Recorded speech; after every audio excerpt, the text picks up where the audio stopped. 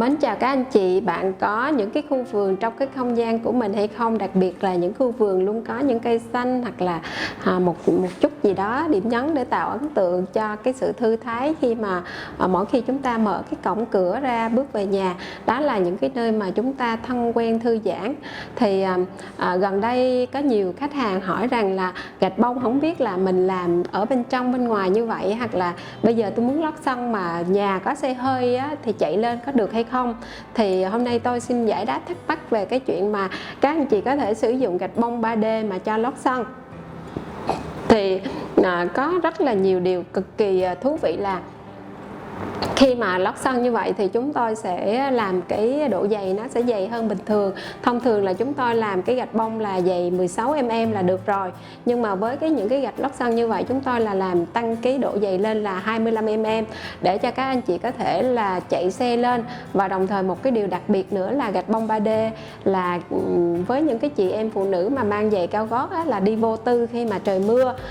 tại vì khi mà trời mưa mà tạo những cái nước ở trên cái nền gạch á, mà các anh chị không cẩn thận, mà đặc biệt là các chị em nữ là muốn điệu đà mang giày cao gót thì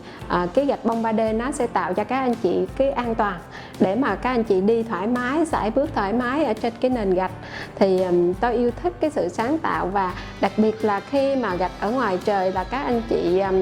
những cái gạch là tôi tư vấn cho các anh chị là gạch 3D nhưng mà mình tạo những cái hốc để mà tạo nên những cái bông hoa điểm nhấn, hoặc có khi là màu xanh, màu vàng, hoặc là những cái chỗ nơi khác là các anh chị có thể chọn màu tiết giảm hơn là màu trắng hoặc là màu xám chẳng hạn. Thì có rất là nhiều cái sự sáng tạo trong cái thiết kế. Thì các anh chị nếu như mà muốn hiểu sâu hơn về cái mẫu gạch bông 3D này cho lót sân thì các anh chị có thể comment bên dưới để chúng tôi có thể tư vấn cho các anh chị chọn lựa như thế nào là phù hợp trong cái không gian sống của mình. Thì gần đây là có nhiều kiến trúc sư hoặc là những người yêu cái đẹp, đặc biệt là những cái quán coffee hoặc là những cái chuỗi nhà hàng mà chúng tôi đã từng bán, như là chuỗi nhà hàng Hoàng Yến hoặc là Coffee House, The Highland Coffee, và có rất là nhiều cái công trình đã tin tưởng đến Viettiles, và chúng tôi tự hào là đồng hành với những cái công trình đó là những cái sản phẩm chất lượng để mỗi bước để nâng bước những cái khách hàng, đó là sự an toàn và đồng thời có một cái chút nghệ thuật và tạo cái dấu ấn riêng cho mỗi cái chuỗi như vậy.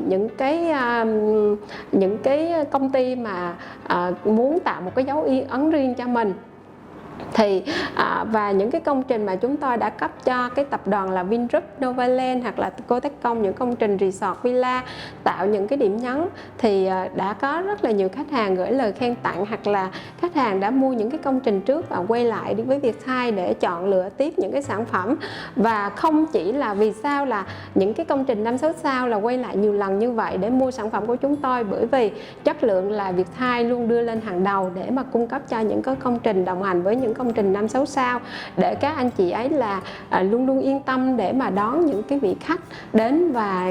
khách hài lòng với khách sạn và hoặc là resort hoặc là villa. Thì đó là cũng là một cái niềm mà chúng tôi rất là vui, và được các anh chị, những cái khách hàng của chúng tôi đã yêu thích và